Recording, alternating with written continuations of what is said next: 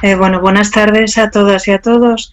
En primer lugar, quería agradecer a los miembros de la mesa, a los y las ponentes, por la colaboración y disponibilidad absoluta para participar en esta mesa y también a todos los asistentes por el interés.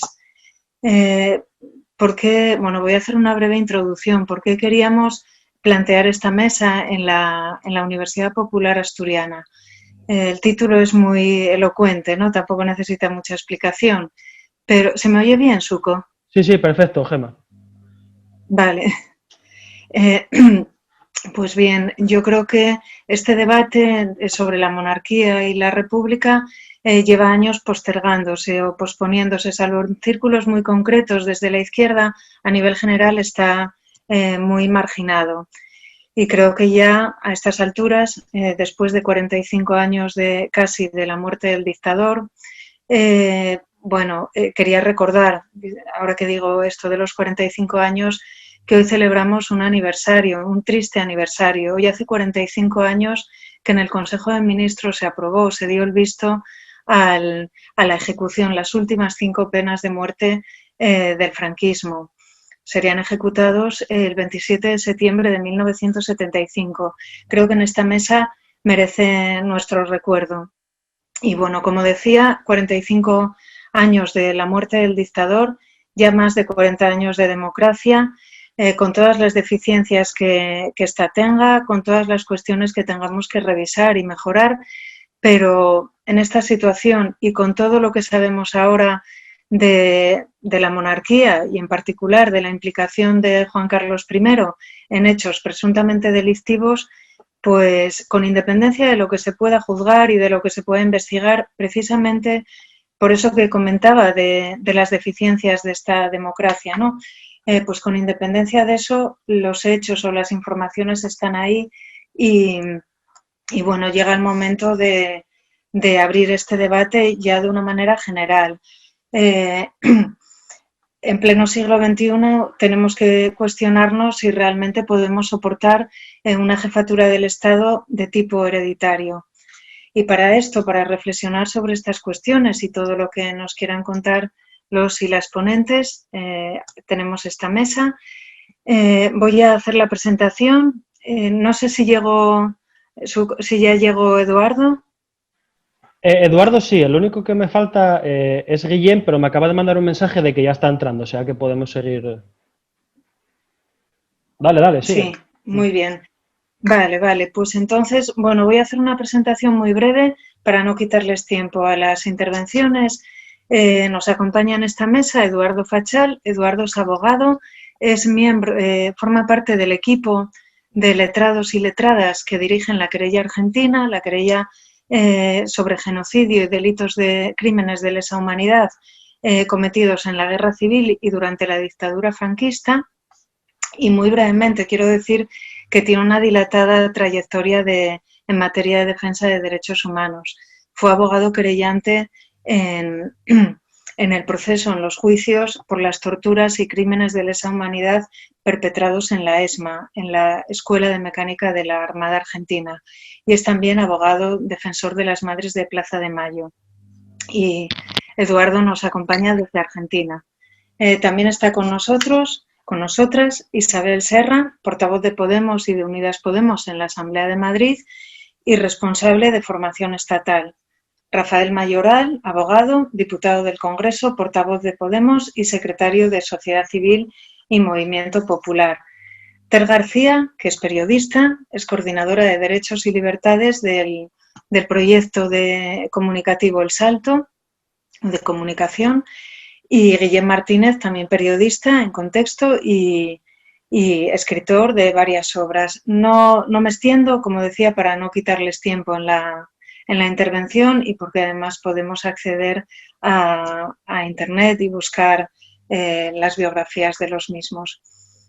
Desde esta escuela o Universidad Popular pensamos que el planteamiento de esta mesa podía ser como hacer varios bloques temáticos, de manera que voy a ir planteándolos, haciendo algunas preguntas y que a continuación los ponentes vayan respondiendo, bueno,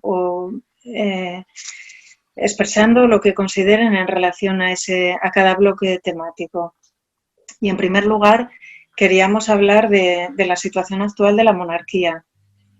Bueno, la primera pregunta es casi obligada, ¿no?, en la situación en la que estamos. Hace no mucho, Urdangarín, ahora Juan Carlos I, presuntas comisiones ilegales, con cuentas presuntamente en Suiza, en Panamá, Emiratos Árabes. Bueno, esto supone sin duda un descrédito para la monarquía.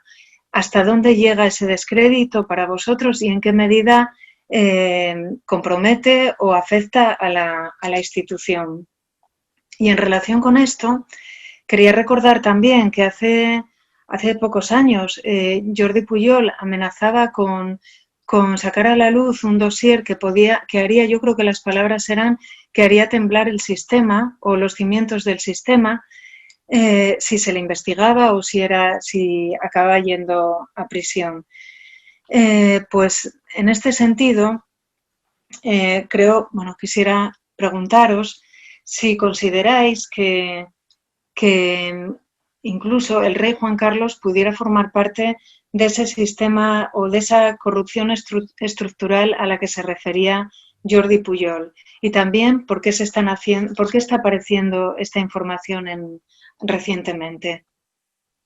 Adelante, cuando queráis. Vale, acaba de conectarse Guillem, entonces yo creo que vamos a darle primero paso a Ter, porque él acaba de llegar, entonces para que se ubique todo un poco y entonces nos vamos a saltar el orden en este bloque, ¿vale? Entonces Ter, te doy el audio y cuando quieras. Vale, ¿se me oye? Sí, pero lo que tienes es la cámara quitada. Ponérmela, no sé, que se escuche un poco mal. Voy a probar y si baja la calidad del audio ya me la quito. Vale, genial. Vale. Llevo cascos, que tengo un perro por aquí detrás, así que para que no moleste mucho. Pues, a ver, yo creo que ya el caso Urdangarín ya puso sobre la mesa de una manera oficial que la Casa Real sí que estaba metida en todo ese entramado de corrupción en cuanto a tema de comisiones. Siempre se ha hablado, igual que todo el mundo sabía el tema de la Gürtel, todo el mundo sabía que los políticos se iban comisiones, de todos los contratos que se iban haciendo grandes, y también todo el mundo sabía un poquito que el rey Juan Carlos pues también tenía digamos que su medio de ingresos en ese tipo de comisiones. Ahora lo que se puede poner sobre la mesa. Pero en cuanto a por qué es ahora, pues a mí me llama la atención que, a ver, en el año 94 el rey Juan Carlos partía con una valoración a nivel social, según el CIS, bastante buena, de un notable 5. Y fue bajando progresivamente.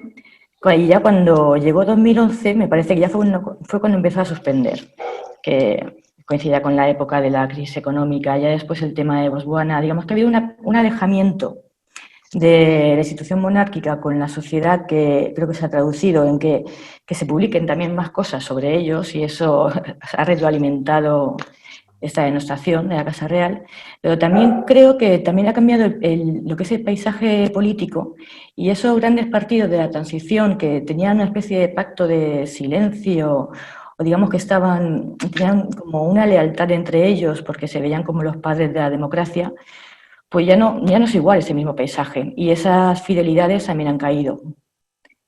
Sí, por ahora yo creo que seguramente Guillermo puede añadir muchas más cosas, pero por aquí me quedo. Vale, pues Guillem, te doy el audio y cuando quieras. Hola, buenos días, buenas tardes. Disculpad el retraso, tenía un pequeño problema. Bueno, pues entiendo que la primera pregunta es un estado de la cuestión, ¿no? Yo creo que ha habido un cambio de cuestión fenomenológico, ¿no? De que de pronto no nos damos cuenta, pero desde el 15M hay una serie de temas que no son tabú, y la monarquía es uno, ¿no? De pronto no hay protección cultural frente a esos temas. La situación actual de la monarquía o el estado de la cuestión, yo creo que es más sencillo y más independiente de la realidad. Es el preámbulo de la Constitución. Independientemente de un Urdangarín, independientemente de la percepción de cierta degradación, el tema es el preámbulo de la Constitución. que explica lo que es la monarquía y qué es lo que está en juego, ¿no? El preámbulo de la Constitución es completamente diferente al de su constitución madre, que es la alemana. En la alemana, recordemos que se hace una meditación sobre el pasado fascista de Alemania y se explica que, bueno, para solventar ese pasado aquí está esta Constitución, ¿no? Mientras que en España, pues, simplemente se especifica que el rey otorga esta Constitución, ¿no? Es un freno, es una meditación sobre la transición que ocupa la Constitución en su preámbulo. Y eso es lo que está bailando, entiendo, ¿no? Y eso es lo que espero que baile de manera definitiva, ¿no? Vale, Guillem. Voilà. Gracias. Isa, Vosotros. te doy el audio y cuando quieras. Sí, ¿se me oye? Sí, perfecto. Vale. Bueno, hola, lo primero, muchísimas gracias por estar aquí y enhorabuena por la universidad que habéis montado. Bueno, yo con respecto a esta pregunta voy rápida. Yo creo que hay una profunda crisis de la monarquía, pero que es una crisis que tiene que ver con la crisis del conjunto de las instituciones públicas y en concreto en el Estado español del régimen del 78, ¿no? Más allá de la corrupción de la monarquía, que creo que es solamente la punta del iceberg de algo mucho más profundo. La monarquía no es ni el rey ni es la Casa Real, la monarquía es la clave de bóveda del régimen del 78 y es, digamos, esa pieza clave en el entramado institucional que arbitra y modera también las relaciones de poder del Estado español, ¿no? Las relaciones entre los poderes fácticos, su funcionamiento, ¿no? Leía cuando a principios de agosto huyó el Juan Carlos I, huyó de este país, leía algún tuit que decía, ¿por qué roba el rey emérito si lo tiene todo garantizado, ¿no? Bueno, creo que precisamente porque su papel consiste en ser intermediario de las relaciones de los poderes más allá de la ley, ¿no? En relación a la corrupción estructural a la que te referías, Gemma, ¿no? Porque además la Constitución, o sea, estoy de acuerdo con Guillem en que es el preámbulo de la Constitución y de la transición, pero que la Constitución española no le da ni competencias ni capacidades al rey, y esto en relación a lo que ha pasado en estos últimos días, ¿no? Ni competencias ni capacidades al rey, pero tampoco control. Es decir, gracias a esa protección jurídica que tiene, a la inviolabilidad y a la irresponsabilidad, funciona precisamente fuera de la institucionalidad, ¿no? Siempre se decía eso y siempre se ha dicho eso de que el rey es nuestro mejor embajador, ¿no? Bueno, pues todo eso que hace es alegal y en otras ocasiones, como estamos viendo, ilegal, ¿no? Por lo tanto, yo creo que la monarquía es la piedra angular de ese entramado de relaciones de poder y que su crisis es la crisis del régimen y que es una crisis de legitimidad porque la función de la monarquía es una función fundamentalmente político-ideológica, simbólica, ¿no? Todos los estados tienen un relato ideológico sobre el cual se fundan y en este país la democracia en España llega a través de un relato sobre la salida pacífica de la dictadura y así el paso a la democracia. Y digamos que la monarquía es la posibilidad de esa transición, ¿no? Es como que todo ha cambiado para que todo siga igual en este país y en ese sentido la monarquía garantiza la continuidad de lo anterior y garantiza la continuidad de los poderes que existían en la justicia que continúen existiendo, de las grandes empresas que han operado franquistas que sigan operando con gran poder, de las Fuerzas Armadas, es decir, de los poderes fácticos, ¿no? De modo que creo que es esa función político-ideológica la que está en una fuerte crisis de legitimidad, que lo hemos visto en estos tiempos desde la emergencia del 15M, ¿no? Desde que se evidencia, digamos, esa crisis de régimen en tres momentos concretos, como la abdicación del rey Juan Carlos, el discurso de Felipe el 3 de octubre y la fuga a principios de agosto, pero que, como digo, más allá de esa crisis de la institución o esa corrupción que emerge o esos tres momentos claves, evidencia una crisis muchísimo mayor. Vale, gracias Isa. Pues Rafa, te te doy el audio, tienes que darte audio a ti mismo y cuando quieras. Creo que lo tengo ya. Bueno, yo creo que el proceso de descomposición de la institución monárquica, una de las cuestiones más interesantes es que lo hacen ellos solos. Yo creo que hay un planteamiento, hay una dinámica que tienen los Borbones sistemáticamente en la corona española, que es poner en crisis las instituciones. Creo que había alguien que decía que en general los reyes roban, pero los Borbones se lo toman muy en serio, o algo así, era algo que decía alguien, ¿no? Bueno, la práctica generalizada del saqueo de los Borbones sobre la hacienda pública, pues no es una cuestión coyuntural, sino que viene de lo que ha sido la relación que ha tenido la Casa de los Borbones con la propia institución. Ya se decía en la Segunda República que al rey no se le echó por Borbón, sino por ladrón, ¿no? Es decir, que hay una relación directa y además yo creo que, si nos fijamos, Urdangarín quizás es el caso que a nuestra generación nos pilla más cerca, ¿no? Pero no hay que olvidar que los escándalos de corrupción siempre han estado ahí, lo que pasa es que lo que existía era la omertá, porque aquello de las comisiones de los barriles de petróleo de los 70, incluso previo a la propia al acceso a la jefatura del Estado y posteriormente, es público y notorio, y de hecho, bueno, pues el señor Centeno recientemente lo ha vuelto a recordar, el que fuera directivo de CAMSA, que estaba completamente reconocido y de hecho públicamente es legitimado por este tipo, diciendo que eso fue un gran servicio a España, independientemente que cobrara unos honorarios por ello. Pero si vemos quiénes son los hombres de negocios con los que ha trabajado Juan Carlos durante todo este tiempo, pues es que estamos hablando de Prado de Color de Carvajal, que acabó en la cárcel, estamos hablando de la Rosa, que acabó en la cárcel, estamos hablando de Mario Conde, que acabó en la cárcel, y bueno, la última persona con la que ha estado trabajando o realizando sus negocios, pues ha sido Corina, ¿no? Es decir, todos los personajes que han tenido relaciones, una parte importante de los personajes que han tenido relaciones económicas con la jefatura del Estado han acabado en prisión por prácticas abiertamente corruptas, ¿no? Es decir, que al final yo creo que lo que requiere en estos momentos no es tanto una evaluación de lo que es el reinado en concreto de Juan Carlos I, sino cuál es el papel institucional que ocupa la monarquía a raíz del cambio político que se produce en el 78, ¿no? Y hay una modificación en la concepción de lo que es la corte, y la corte durante mucho tiempo pues fueron los nobles, y hay una transformación de quién es la corte, quiénes son aquellos que están en el entorno de la monarquía, que es el IBEX 35 o esos grandes empresarios, que son los que han estado acompañando durante todo este tiempo a la monarquía como una herramienta para la obtención de beneficios de toda índole, en todo tipo de negocios, y además durante mucho tiempo, bueno, representante de la marca España, representante de las grandes fortunas del país, allende por donde viajaba. Es decir, hay un elemento que es estructural, que es el hecho de que el rey no solamente es inviolable, sino que el concepto más importante es que no tiene responsabilidad.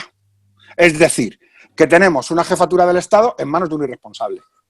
Pero no porque nosotros califiquemos al rey de turno como un irresponsable, sino porque constitucionalmente la arquitectura institucional dice que la jefatura del Estado tiene que estar en manos de un irresponsable que además no esté bajo el escrutinio popular. Eso, para las generaciones que vieron la llegada de la democracia a punta de pistola, obviamente no era algo que se desconociese, sino era algo que se aceptaba porque existía un mal mayor, que era precisamente la posibilidad de un camino autoritario. Hay mucha gente que nace, que ya la mayoría de la población del país ha nacido después de la aprobación de la Constitución. No participó de la votación de la Constitución y no parte de esos miedos. Esos miedos que hicieron posible la legitimación monárquica en el año 81, bueno, pues ese gran trauma no lo han vivido muchas de las generaciones que hoy están viviendo en nuestro país, por eso es muy difícil que puedan seguir tapando el sol con las manos. Vale, gracias, Rafa. Pues, Gemma, ¿seguimos? Sí, muchas gracias a todos. Bueno, este segundo bloque de preguntas va dirigido a Eduardo Fachal y, bueno, cojo un poco el comentario de uno de los asistentes al acto, Fernando, que repetía las palabras del monarca de atado y muy bien atado, que dijo en su momento. Así es, hay cosas que durante la transición quedaron atadas y bien atadas y en referencia a la monarquía, la Constitución, que en algunas de los capítulos resulta muy, muy complicado de reformar, y, como no, la ley de amnistía, que supone o está impidiendo, porque es cierto que no se está aplicando el derecho internacional de los derechos humanos, pero en España se está utilizando para impedir que las víctimas, muchos hombres... Uy, Gemma, creo que te... Vaya, se nos cayó Gemma. Bueno, si no continúo yo con la... Eduardo, creo que ya tienes audio. Sí, sí. Vale. Bueno, te leo, o sea, te termino yo de hacer la pregunta que te iba a lanzar Gemma.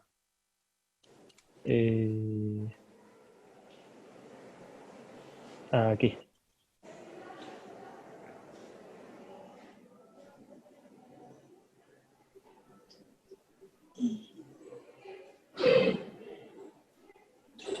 Perdonar, ¿eh? Que yo tengo el guión, pero no lo tenía abierto. Como, así, de todas formas, a ver si vuelve Gemma.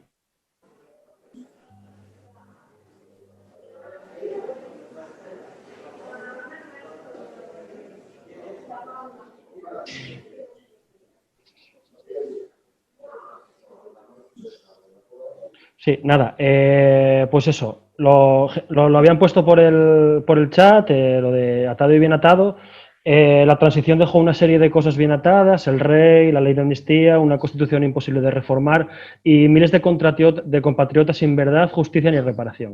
Entonces, la pregunta que te queríamos lanzar, Eduardo, tú que estás en el equipo de abogados de la querella argentina contra los crímenes del franquismo, es ¿qué valor tiene la querella argentina y qué oportunidades abre para que hagamos un proceso de memoria democrática? ¿Y qué problemas crees que le está poniendo el Estado español a este proceso?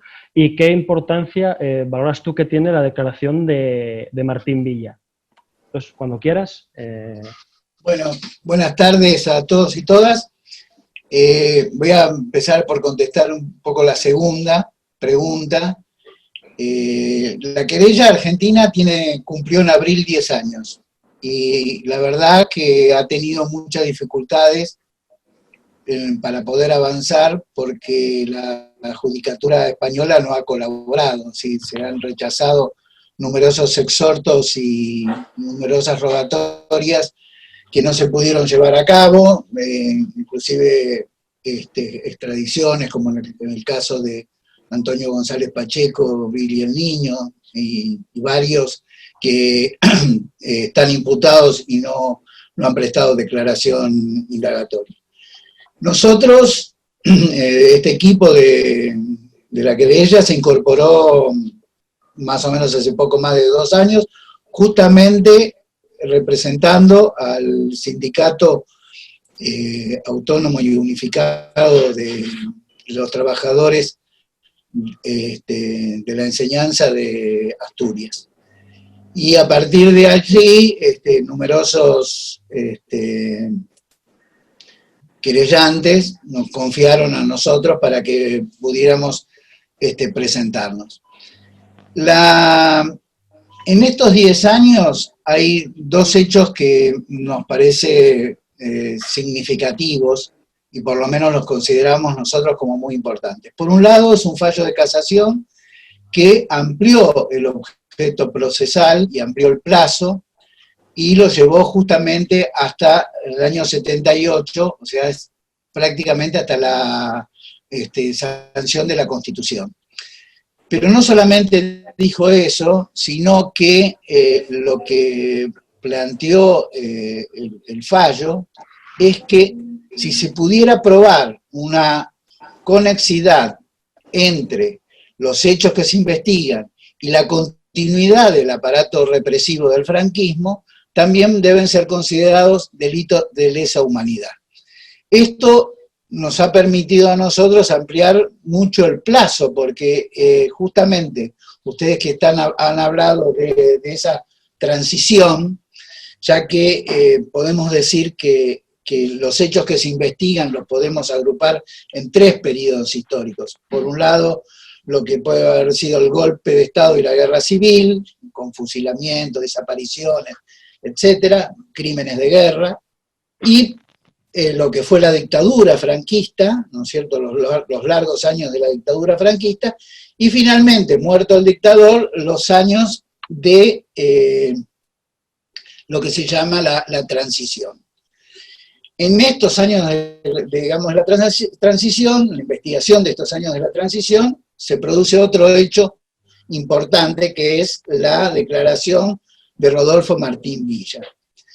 A Rodolfo Martín Villa se le imputan numerosos, 12 homicidios, que se dividen en los que fallecieron o que mataron, o sea, los homicidios que se cometieron en el momento de la represión de Vitoria de marzo del 76, los hechos producto, y o sea, no solamente los muertos de Vitoria, sino la cantidad de heridos, y también los hechos de lo que se llamó la Semana Pro Amnistía, que no es una semana, sino que fueron muchas más movilizaciones que se realizaron durante los años 76 y 77 para lograr el tema de la Pro Amnistía, donde también hubo numerosos homicidios y heridos en las represiones de esas movilizaciones.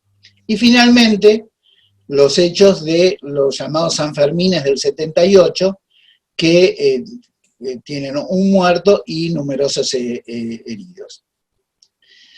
Rodolfo Martín Villa, en su defensa, hace una defensa política y él se autodenomina como uno de los garantes de esa transición democrática, y que si no hubiera sido por él y algunos otros más, no se hubiera logrado llegar a un Estado de Derecho o un Estado democrático en España. Pero sí lo que reconoce es justamente un poco de lo que estaban hablando de ustedes, o sea que, muerto el dictador, elige al rey Juan Carlos, y elige un gabinete en el cual hay un presidente, Arias Navarro, y un grupo de ministros, pero hay 3 o 4 ministros que son como los más importantes o los que desarrollan mayor cantidad de actividades. Ellos son Adolfo Suárez, como ministro de Gobierno, Osorio, Fraga Iribarne y Rodolfo Martín Villa, que comienza siendo al principio de la transición como ministro de Relaciones Sindicales.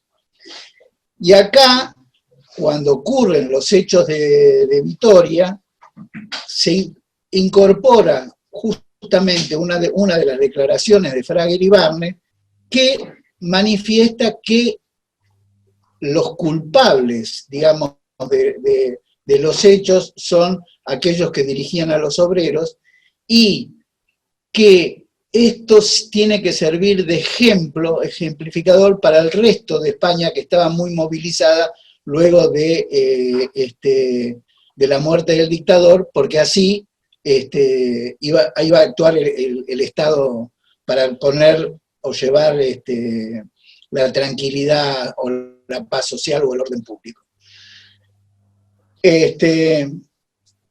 Ahí está, en cierta manera, reconociendo en esa transición su responsabilidad de, digamos, con prácticamente 3 o 4 personas, junto con el rey, como las máximas autoridades de ese momento. Luego, con los hechos digamos, de las manifestaciones pro amnistía, él era el ministro de Gobierno, y de él dependía la Policía Armada y la Guardia Civil, que fueron las fuerzas que actuaron de represiones en estas movilizaciones, donde hubo numerosos muertos y también varios heridos. Finalmente, también era ministro de Gobierno o ministro del Interior, ya en los Sanfermines, en 1978, y justamente están incorporados en el expediente algunos audios, y él reconoce que se había entrevistado en su momento con las distintas autoridades de la Guardia Civil y la Policía Armada, diciendo que daba instrucciones generales, no instrucciones de cómo se debía reprimir. Pero si nosotros analizamos todos los hechos ocurridos entre el 76 y el 78, hay una continuidad de ese aparato represivo. Antonio González Pacheco, Billy el Niño, es ascendido. La Guardia Civil y la Policía Armada se reforman recién en el 78 y terminan de reformarse en el 86. Es elegido el comisario Roberto Conesa, que había participado en la Gestapo y el nazismo durante el Tercer Reich, y estuvo también involucrado en distintos homicidios que ocurrieron en los años 76 y 78. Entonces, el modus operandi, digamos, de cómo se reprimía durante el franquismo, continuó en esa transición llamada transición democrática, a tal punto que podemos decir que siempre se utilizaron armas de fuego y que no hubo ninguna orden contraria para que esto dejara de suceder. Todo lo contrario, las manifestaciones o las huelgas, o como en el caso de Vitoria, una asamblea de trabajadores realizada en una iglesia, han sido reprimidas con armas de fuego.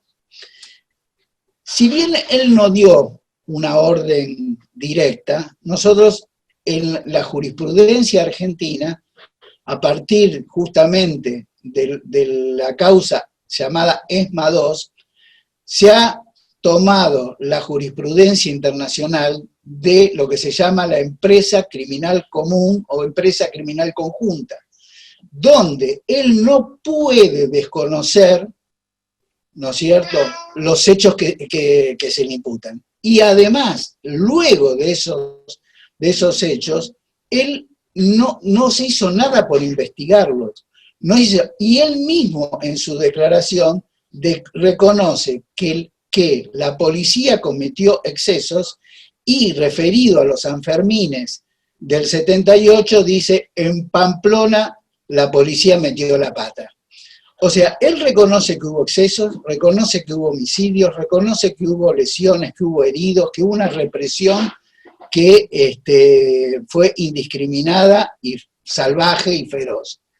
Y él era una de las autoridades máximas del Estado español. Eduardo, por lo tanto... ¿sí? Eduardo, te pediré que vayas acabando un par de minutinos más, ¿vale? Que ya vamos... Ya redondeo. Vale. Por lo tanto, él, como uno de los puntos de la pirámide de la estructura de poder de esa transición, es responsable de los hechos que se le imputan. Y nosotros confiamos y creemos que la jueza Servine de Cubría va a terminar procesando a Martín Villa.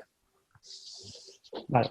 Gracias, Eduardo. Pues, Gema, te doy Gracias a ustedes. Gracias a ustedes. Bueno, Eduardo se conectó desde Argentina, o sea que ahí es la hora de comer. Gema, continúa tú cuando quieras. Sí, le estamos interrumpiendo. Bueno, muchas gracias, Eduardo.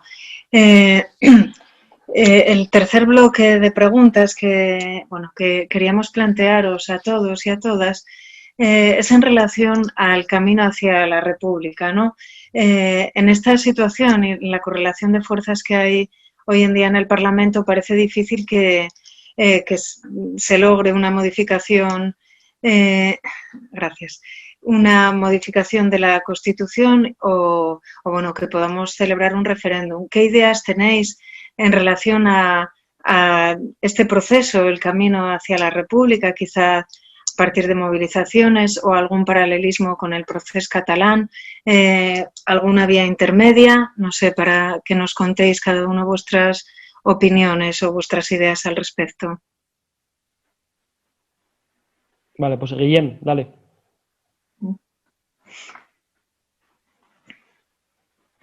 Guillem. Ah. Dale ahora. Hola, hola. Ahora. Sí.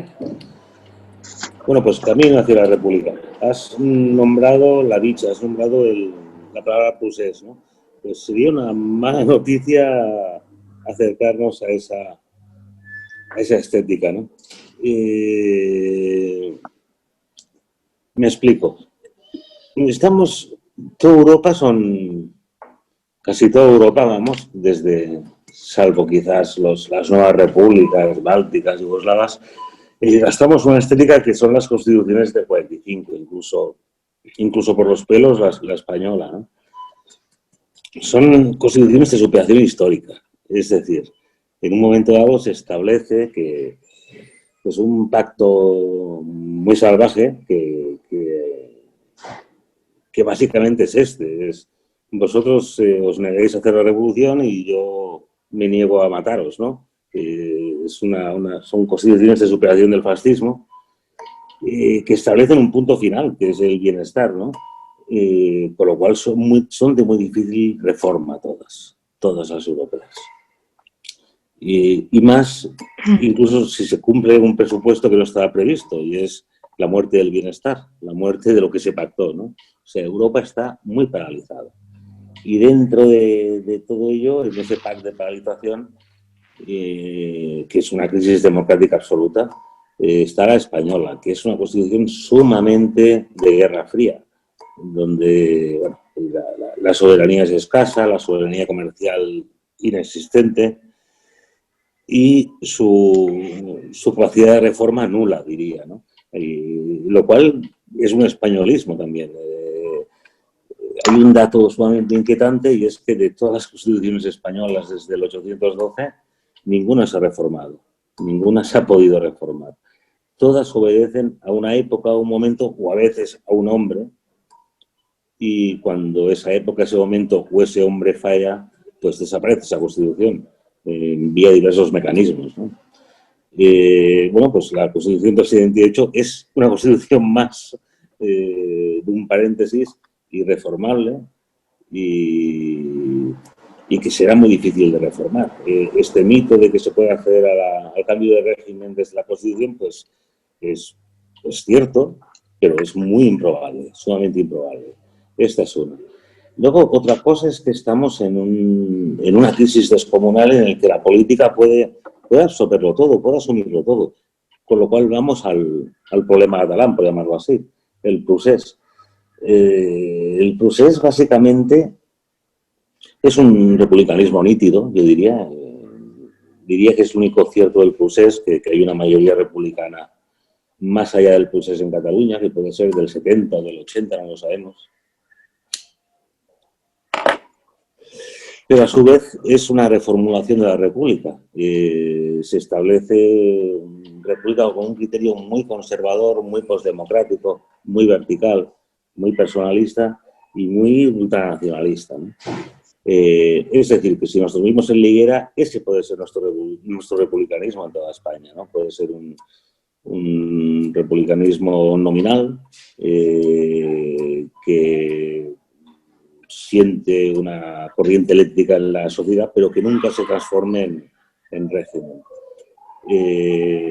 Y aquí una meditación. El republicanismo a palo seco básicamente es un Estado. No tiene por qué diferir de una monarquía corrupta, ¿no? o de otra cosa. Lo cual nos lleva a que yo encuentro a faltar una cultura republicana, que es quizás lo que tendríamos que hacer. Tendríamos que elaborar esa cultura republicana. tenemos puntas muy buenas. Hay un libro precioso que os recomiendo a todos, que es el título me queda en blanco, El eclipse de la fraternidad, me parece, de Antoni Domènech, que ya murió. Y es un libro muy bonito y muy chulo de reformulación del republicanismo y con cierta inteligencia. Es cierta inteligencia, me refiero, es muy inteligente el libro, pero cierta inteligencia de época. Más o menos se prevé la desaparición del bienestar y se habla del republicanismo como una forma de defensa de algo parecido a lo común, ¿no? Algo parecido al bienestar. Y yo creo que yo no soy político, yo soy periodista. Me parece que el combate es ese, ahora mismo es cultural y se trata de elaborar un marco republicano efectivo, no catalán, no de agravio, no de llanto, sino de solución.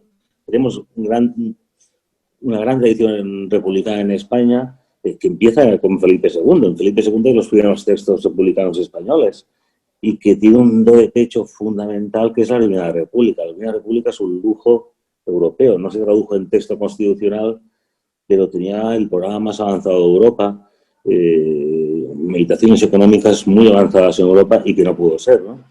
Pues por ahí van las cosas, en crear información y marco. A modo de ejemplo, este mes que viene, sobre el Día de la Hispanidad... Un minuto más, Guillem. ¿Perdón? Un minuto más. Sí, finalizo con esto.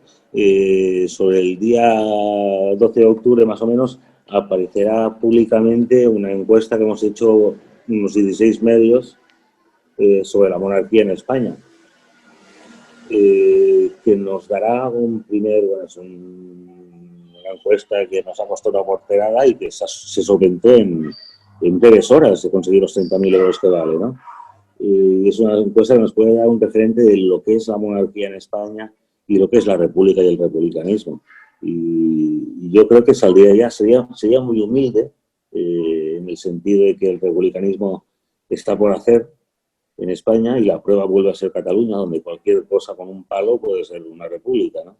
Y iría trabajando en esa idea de cultura republicana, en igualdad, fraternidad y libertad, y sobre todo libertad, que es el concepto más olvidado en esta tirada de eslóganes. Vale. Igual. Gracias, Guillem. Ter, cuando quieras. Guay.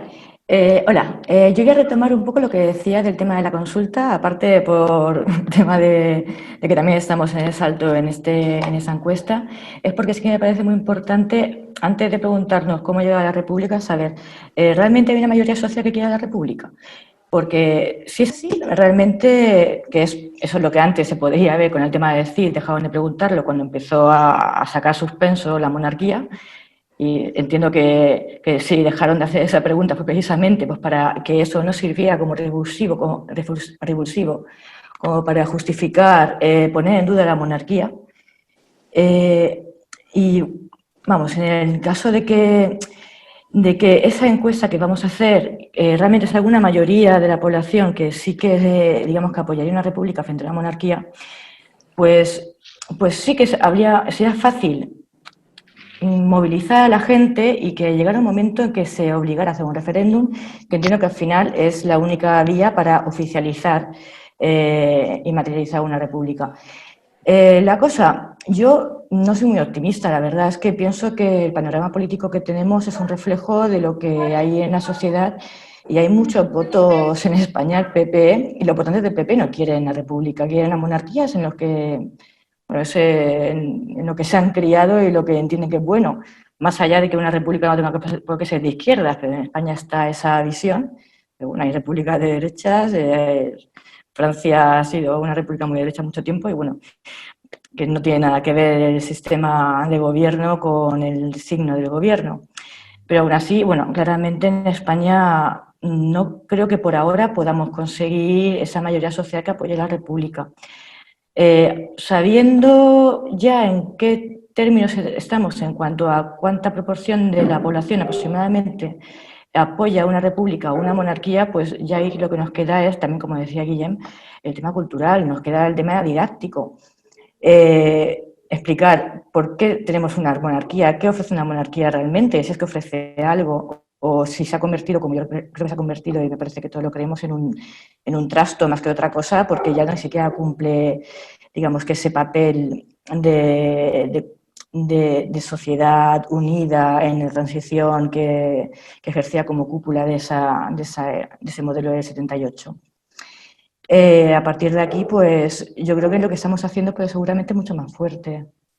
La gran putada es que en esto tiene mucho valor el papel de los medios de comunicación, y hay muy pocos medios de comunicación que hablen mal o que cuestionen el papel de la monarquía, más allá del tema de la corrupción. Así que, bueno, pues nos queda pues seguir siendo los que de la esquinita vamos gritando, que cada vez somos más. Vale, gracias, Ter. Isa, cuando quieras.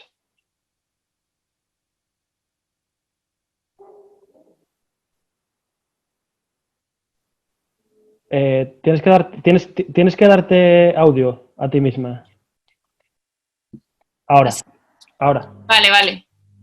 Vale, bueno, perdona. Decía que, bueno, creo que por un lado es evidente que las generaciones más jóvenes no son monárquicas, es decir, no se identifican, digamos, con ese relato de la transición que le da legitimidad a la monarquía, ¿no? Y de hecho la pregunta de la utilidad de la monarquía, ¿para qué es útil a día de hoy la monarquía? Creo que se responde mayoritariamente para absolutamente nada, lo cual no quiere decir que el rechazo a la monarquía y el avance hacia una república movilice, digamos, ¿no? Pero yo sí que creo que es inevitable el avance, digamos, de posiciones republicanas, o por lo menos no monárquicas, en la sociedad de nuestro país. Pero creo que esto va mucho más allá, y como decía, creo que la monarquía ni es el rey ni es la Casa Real, ni tampoco es solamente la jefatura del Estado, y en ese sentido creo que luchar contra la monarquía implica hacer un frente contra la monarquía, implica hacer un frente contra el régimen, contra sus injusticias, sus desigualdades y contra los poderes fácticos, ¿no? Y un horizonte republicano es un proyecto de país que cuestiona, que replantea todo ese marco constitucional y los consensos que están a día de hoy en crisis, ¿no? En este sentido, creo que abrir el candado de la monarquía, o sea, de la jefatura del Estado, nos permite abrir mucho más, porque yo estoy de acuerdo con lo que decía Guillem, es decir, no sé si lo decías exactamente así, pero yo creo que no es posible una reforma únicamente en lo que tiene que ver con la jefatura del Estado, ¿no? Que abrir ese debate, sea mediante una reforma constitucional, abre un debate mucho más profundo respecto al modelo de Estado a un proceso constituyente, digamos, que hace que, por una parte, no sea posible, como digo, hablar solamente de una reforma de la monarquía, pero que también es una oportunidad. Es una oportunidad para que el objetivo republicano, para que hablar de república nos permita hablar de muchas más cosas, ¿no? Esto no quiere decir que la relación de fuerzas que estemos actualmente, abrir ese debate a día de hoy, vaya a significar que avancemos hacia una sociedad más democrática. Habría que verlo, ¿no? Habría que verlo. Pero sí que creo que evidentemente nuestro objetivo, digamos, como proyecto político que se considera republicano y que quiere transformar, digamos, la sociedad hacia una sociedad más justa, necesita tener un horizonte republicano que, como decía Guillem, aborde muchas más cuestiones. Es decir, que hablar de república sea hablar de la crisis territorial y plantear un modelo federal de relación justa y cooperante, digamos, entre territorios, de democratización de las instituciones y los poderes, también el poder judicial, muy importante, de ruptura con el franquismo jurídica y política, de derechos sociales, de redistribución de la riqueza, reparto de la riqueza, de feminismo. Es decir, yo creo que es importantísimo que todos los avances que ha planteado el movimiento feminista del 8 de marzo en los últimos años, que tienen que ver con los cuidados, pero que pueden tener que ver también con la necesidad de proteger el derecho al aborto, puedan estar en ese debate constituyente y estar finalmente blindados en una constitución, ¿no? En relación con el planeta. Es decir, yo creo que hablar de república nos tiene que permitir hablar de una sociedad de ciudadanos con plenitud de derechos y de igualdad, ¿no? Y de igualdad para todos, para la infancia, para las personas migrantes, para las mujeres y, desde luego, esto implica también desligar los derechos del empleo, ¿no? Pero creo que estamos en un momento en el que, desde luego, o lo decía Rafa esta mañana en otra charla en la que estábamos, ¿no? De crisis social muy profunda, en la que o hay una profundización de la democracia o hay una involución, ¿no? Que no hay punto intermedio. Y ya para decir otra cosa que también la decía Rafa antes, ¿no? Que yo estoy totalmente de acuerdo, creo que en ese camino hacia la República, el rey Felipe VI está haciendo más que nadie por ir hacia por lo menos una implosión, ¿no? de la situación del orden constitucional que tenemos, ¿no? Tomando partido mucho más allá de la función que tiene, ¿no? Metiéndose de lleno en la controversia política. Lo hizo en el discurso del 3 de octubre, lo hace ayer con la llamada a Lesmes para decir que no le ha gustado que el gobierno, supuestamente el gobierno, diga que no vaya al acto de jueces. Es decir, esto es una actitud que es radicalmente diferente a la que haya tenido Juan Carlos, que hace que realmente ponga en cuestión, digamos, tomando partido, tomando una opción política, ponga en cuestión su función, digamos, como árbitro y como moderador, ¿no? Y, de hecho, apelando a sectores de la ultraderecha, que se organizan fundamentalmente a favor de la monarquía. Por tanto, creo que, cómo avanzar hacia la República requiere de un horizonte republicano, tanto en lo social como en lo político, pero que hay muchos elementos más allá de que nos propongamos avanzar hacia ello, que están ahí, que van a jugar en los próximos años. Y ya digo, sobre todo, hablar de república es hablar de mucho más que la jefatura del Estado. Vale, pues Rafa, date que tienes que dar audio y cuando quieras. A ver. Así. ¿Estamos, no? Sí. Bueno, a ver, con lo del camino a la República no he traído la brújula de los procesos políticos hoy a la actividad de esta tarde.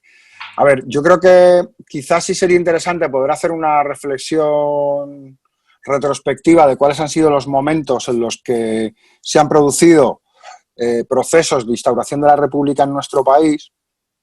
Y a mí el de la Primera República me parece interesante, ¿no? En el sexenio revolucionario se instaura la Primera República sin una mayoría parlamentaria republicana.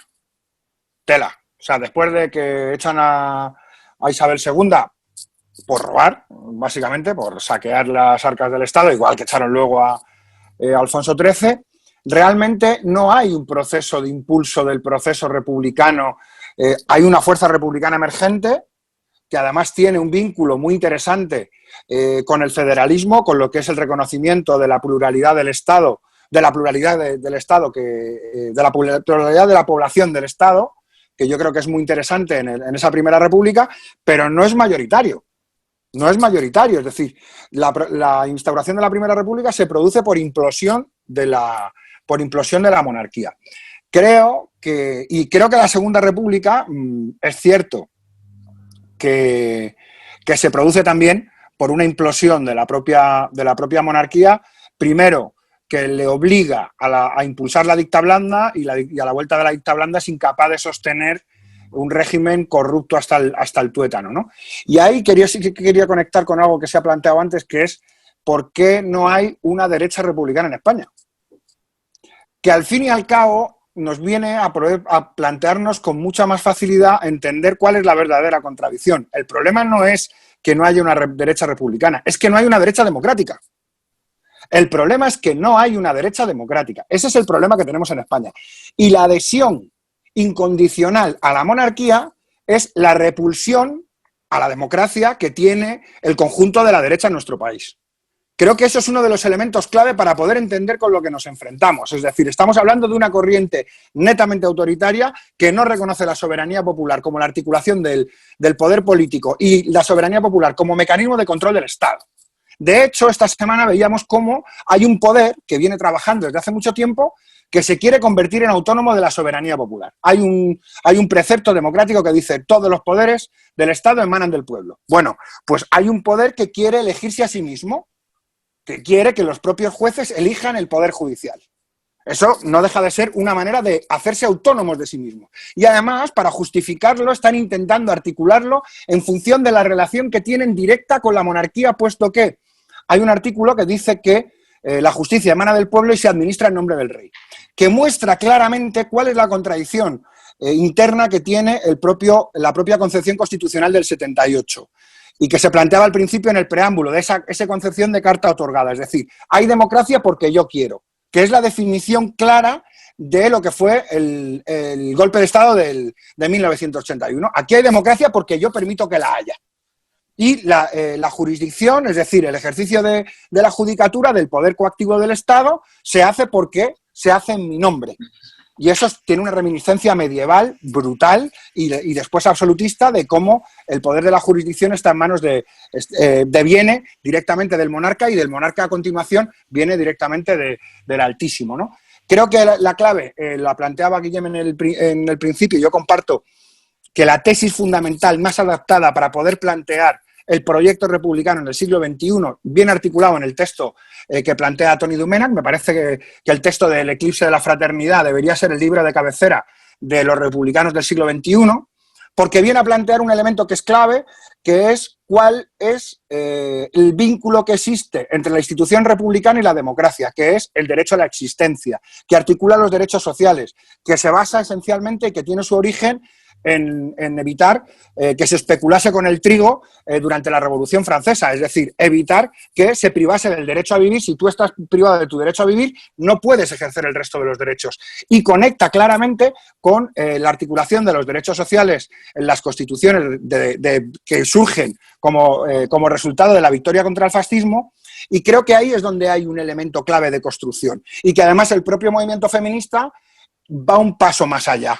Es decir, el movimiento obrero es capaz de impulsar la democracia articulada en torno al trabajo y el movimiento feminista empieza a plantear que no solamente es en el ámbito productivo, sino que la democratización se tiene que articular también en el ámbito reproductivo, en el ámbito de los cuidados. Y eso no pone en cuestión solo el ámbito reproductivo, pone en cuestión incluso cuál es el modelo económico y social que tú necesitas precisamente para poder articular esa propia revolución de los cuidados. Creo que la articulación, creo que la situación es una situación muy... ¿Hola? Sí, no. ¿Me oís ahora? Sí. Sí. Creo que la articulación en este momento tiene mucho que ver con esa disyuntiva que planteaba Isa antes, es decir, hay un cruce de caminos entre involución democrática y profundización democrática. La monarquía representa en España los límites de la democracia y eso representó la transición. ¿Cuáles son los límites que se le pone a la democracia? Es decir, las fuerzas y los sectores populares empujaban conquistas democráticas y ¿cuál era el contrapeso y garantía de que esas conquistas democráticas no fueran demasiado lejos? La monarquía, que se encontraba por encima del resto de los poderes y que tenía un vínculo directo con aquellos que ejercen el poder sin presentarse a las elecciones. Es decir, con el poder económico oligárquico y con aquellos que provienen del franquismo y quieren hacer parte del bloque de poder, en el ámbito de lo económico. Y ya por terminar, creo que uno de los problemas fundamentales que existe en la crisis institucional de fondo es la crisis de la oligarquía histórica patrimonial en nuestro país. La oligarquía histórica patrimonial de nuestro país ha entrado en crisis con la entrada de los grandes fondos internacionales. Hay un problema de contradicción interna de los adversarios y hay un proceso de crisis del bloque dominante. No es tanto la capacidad de emergencia de una alternativa la que está provocando la crisis de la monarquía, sino sus propias contradicciones internas y la propia implosión de las contradicciones internas que se dan en el seno del Estado. Ahora, eso abre una oportunidad democrática. Es decir, eso no significa... el hecho de que esta crisis institucional no haya sido impulsada o sea producto del empuje del movimiento democrático popular no significa que no haya hoy abierta la oportunidad de poner en la agenda política el impulso de una agenda democrática y popular que obviamente tiene un nexo de unión para la resolución de la cuestión social y de la cuestión territorial en la República como la única forma de resolver las dos de las cuestiones centrales que han supuesto la crisis del Estado, que es la cuestión social y la cuestión territorial. Y evidentemente, en este momento, además, la cuestión de género y la cuestión, obviamente, de la propia existencia del planeta, que requiere de unas instituciones públicas controladas democráticamente que le sienten la mano a las organizaciones económicas que imponen un determinado modelo de desregulación y de depredación del planeta. Vale, Gemma. Sí, bueno, un poco relacionado con lo que estaba planteando ahora Rafael y que también mencionó Isabel Serra y Rafael en relación al vínculo del federalismo con el republicanismo, quería que nos comentaseis, quizá en especial Rafael y Isabel, no sé si decir esperanzas o las ideas que tenéis de posibles confluencias para tratar esta cuestión, entre otras. Vale, Guillem. No sé si... Sí, nada. Guillem, dale cuando quieras. Bueno, no soy la persona que se requería, pero bueno, ahí va. Muy brevemente. El federalismo no se parece a su padre, ¿no? Está muy raro, Básicamente, el federalismo no nació para distribuir territorios históricos, para distribuir minorías, la línea república no nace así. Pi Margall esboza el problema de las nacionalidades, pero simplemente lo esboza. No hay un conflicto o no hay percepción de un conflicto de naciones, que hoy sí que lo hay, es un hecho, ¿no? Pero fundamentalmente nació con toda la fuerza. De hecho, nació en España 3 meses antes que el federalismo de Proudhon en Francia. La idea y necesidad de algo que se ha perdido y que creo que se tendría que recuperar con el nuevo federalismo que atañe a naciones, ¿no? Que es el control del Estado. Es lo que Pi Margall definía como dividir el Estado en instancias cada vez más interiores hasta que dominemos la bestia, ¿no? Yo creo que hay que retomar eso, aprovechando el conflicto de naciones, el conflicto de territorios. Había que recuperar la idea del federalismo como matar a la bestia, que son 2 bestias. Es la bestia del Estado federal y de la bestia del Estado federado. Que al menos en mi biografía, por primera vez en la vida, he podido observar que hay 2 bestias, no una grande, ¿no? Sino 2, una más grande que la otra. Y es lo que añoro del federalismo, ¿no? Se tendría que tomar medidas de control de todo lo que es Estado, que son muchas instancias ya, incluso un régimen autonómico que no es federalista ni se le parece ni lo quiere ser, ya se han creado instancias en conflicto y que había que conflictivizarlas mucho más y dominarlas, ¿no? Dominarlas para evitar el abuso de fuerza y de poder. Punto pelota. Genial. Ter, te doy el audio por si quieres añadir algo tú antes de darle paso a Isa y a Rafa. Prefiero que hablen ella, la verdad que poco de añadir en este tema. Vale, genial. Pues Isa. Tampoco sé muy bien por dónde queríais dirigirlo, pero bueno, básicamente... o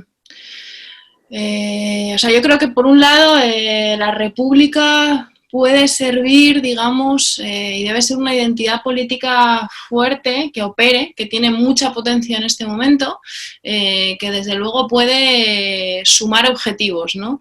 Y creo que en ese sentido que es necesario formar, digamos, más o menos sólido, más o menos estable, pero sí un frente republicano que sirva, digamos, de expresión de un bloque político y un bloque social democratizador, ¿no? Creo que eso va mucho más allá de la política institucional. Creo que ese frente republicano tiene que estar en lo social, tiene que aunar a candidaturas, a partidos, pero también a movimientos y a espacios sociales. Y creo que esa es la única vía para realmente conseguir que la idea de república de la que hablábamos anteriormente, con el cambio cultural que implica ese horizonte, se asiente realmente y nos permita seguir avanzando, ¿no? Por cierto, creo que debe ser un republicanismo, ya se venía diciendo antes cuando hablábamos de Domènech, de qué significa esa república, pero un republicanismo muy diferente a lo que es el republicanismo clásico en este país, que incorpore, digamos, todas las experiencias, las gramáticas que han surgido del último ciclo político, ¿no? Del 15M, del feminismo y con ello todas las demandas programáticas, ¿no? Creo que se han hecho diferentes iniciativas de movimientos, como son las consultas populares en los barrios, en las universidades, que son interesantes, en el sentido de que, vinculan a nuevos sectores, muchos de ellos jóvenes, que no se tendrían por qué sentir apelados de un republicanismo más clásico, que ahora sí que se sienten más vinculados, y creo que esa es una pata, digamos, de un camino que desde luego implica mucho más allá de iniciativas de este tipo, pero que son interesantes. Creo que el objetivo de ese frente tiene que ser ampliar un espacio político republicano y democrático y profundizar, digamos, su potencial transformador, como digo, más allá de lo que es la jefatura del Estado, sino hablando de cambios profundos en la sociedad, en las relaciones de poder, en un programa realmente democratizador y de igualdad, ¿no? Y creo que ahora tenemos una situación en la que tenemos un gobierno sostenido por una mayoría donde está el Partido Socialista, Unidas Podemos y espacios políticos soberanistas o independentistas. Creo que eso es fundamental sostenerlo, es decir, que se mantenga estable, no solamente por el objetivo de la República, sino para permitirnos, digamos, poner un dique frente a esa involución que tenemos enfrente, pero desde luego creo que es absolutamente insuficiente. Es decir, creo que es obvio que el partido mayoritario de ese bloque de la investidura es un partido fundamentalmente monárquico y, por tanto, la profundización de un horizonte republicano tiene que hacerse con esas posiciones institucionales, pero mucho más allá de ello, ¿no? Fuera de ello. No sé si nos estamos yendo un poco cada uno, pero bueno, ya está. Gracias, Isa. Rafa, cuando quieras. A ver, yo creo que para poder entender cómo poder afrontar este proceso, me voy a remitir a lo que planteaba antes. En España realmente la contradicción no es tanto entre monarquía y república como entre monarquía y democracia, que han ido teniendo en esa tensión que se produce desde el manifiesto de los persas en el siglo XIX, cuando Fernando VII decide abolir la primera constitución, donde ahí se plantea un pacto con la monarquía y la monarquía se niega a que haya un pacto con la nación, que es en lo que se basaban en los estados liberales, en el pacto entre la corona y el soberano y la soberanía nacional, se rompe desde el principio. Hay una corriente que bebe desde ahí y que hoy se expresa en la corriente más reaccionaria que tiene expresión política, que es Vox, que es el partido monárquico más reaccionario que hay en el mapa político. Con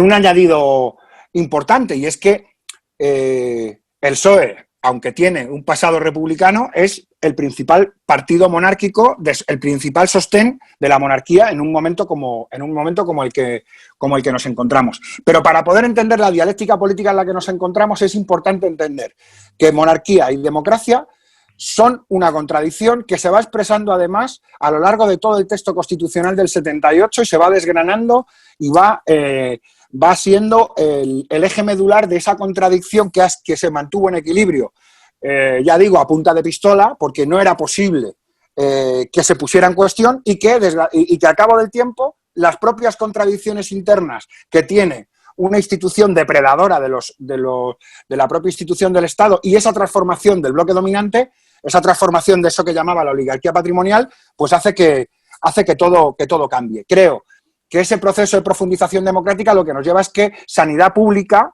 es una expresión, la sanidad pública es una expresión republicana, es una expresión de la res pública, de aquello de la cosa común que hace precisamente que generemos institucionalidad que garantiza la vida del conjunto de las personas. Educación pública es una expresión republicana. La batalla entre la sanidad pública y la sanidad privada es una batalla en el ámbito de lo republicano desde el concepto, desde la tercera palabra de la divisa de la Revolución Francesa, que es el concepto de la fraternidad. No hay fraternidad si cuando alguien, un miembro de la comunidad que requiere atención, que requiere cuidado para que pueda vivir, la comunidad no ha sido capaz de articular una institucionalidad que garantice ese derecho a la vida cuando nos encontramos en una situación en la que además es necesario la cooperación más que nunca, ¿no? Y creo que la crisis del COVID lo está poniendo más claro que nunca, ¿no? Y esa incompatibilidad que existe entre el modelo neoliberal y la propia democracia. Y ahí la monarquía se convierte en garante precisamente de que no puedan avanzar las conquistas democráticas de las mayorías sociales. Y en ser garantía de un sistema corrupto que utiliza las instituciones precisamente para reproducir el capital de forma absolutamente parasitaria, ¿no? Empresas, pues bueno, desde ACS de Florentino Pérez, máxima expresión del capital parasitario basado en la subcontratación del Estado, a Villarmir, podemos elegir el que queramos, ¿no? Ese capital absolutamente parasitario. Pero creo que en este momento es necesario ser capaces de plantear eso. Y al mismo tiempo, la República nos permite poder abordar la cuestión de la plurinacionalidad desde un punto de vista distinto. La posibilidad de articular un proyecto republicano que tiene como eje central la solidaridad, es decir, la garantía de la vida del conjunto de sus integrantes, y al mismo tiempo que es capaz de garantizar el derecho al autogobierno del conjunto de la población en sus diferentes niveles, y eso lo comparto con Guillem. Ahí no basta única y exclusivamente con la democratización del Estado a través de las comunidades autónomas o la entidad nacional o regional que elijamos, sino que hay un ámbito fundamental para la participación política, que es el ámbito municipal, como un elemento fundamental de democratización del Estado, que incluso a nivel presupuestario tiene que tener un cambio, porque la asignación de recursos en este momento, la institución más cercana es la que menos recursos tiene para poder abordar la solución de los problemas de la gente.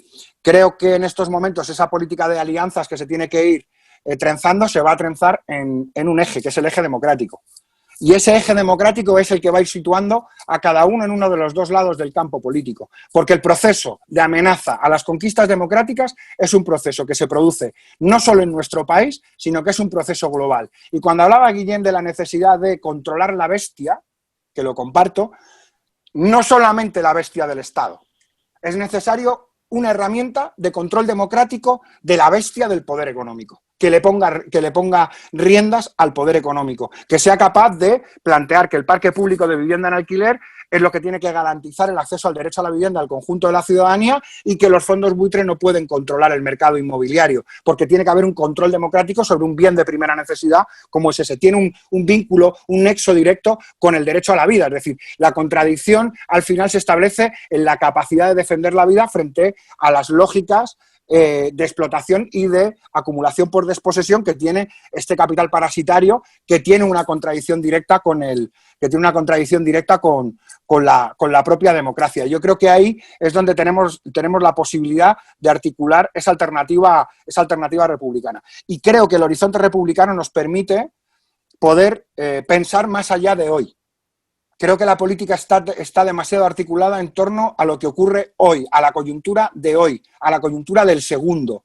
Y las obras necesarias para poder abordar las necesidades de las mayorías requieren de obras que permitan tener perspectiva de lo que estás haciendo, de qué es lo que tiene que ver, qué tiene que ver la pelea por mi centro de salud en mi barrio, qué tiene que ver mi pelea por bajar las ratios en la educación pública, qué tiene que ver la pelea con el tema de la vivienda. Y eso tiene mucho que ver con la necesidad de la articulación de un Estado que le siente la mano al poder económico, que permita que el Estado se convierta en un agente económico fundamental, entendiendo la economía como el sistema que garantiza la satisfacción de necesidades en un entorno de recursos escasos. Y frente a esa economía de satisfacción de necesidades en un entorno de recursos escasos, es imprescindible el control democrático. El control democrático que garantice, y eso obviamente entra en contradicción con esas lógicas de poder al margen de presentarse a las elecciones. Bueno, creo que tiene un eje, por eso planteaba que el eje central va a estar entre monarquía como representación del polo antidemocrático y la democracia que tiene una representación en el significante de república y que además puede ser un significante aglutinador de mayorías sociales que permita superar determinadas contradicciones que se han ido viviendo a lo largo de todo este tiempo y que además la arquitectura institucional que tenemos hoy no es capaz de resolver y por eso está en crisis. Y que además es incapaz de resolver, porque la salida autoritaria demuestra que son incapaces de tener una propuesta política de país. Y creo que la posibilidad de articular un proyecto de horizonte republicano permite la confluencia de diferentes culturas políticas democráticas para precisamente articular la resolución de las contradicciones centrales que hoy aquejan a la institucionalidad y que están llevando pues, a la propia implosión de la institución monárquica.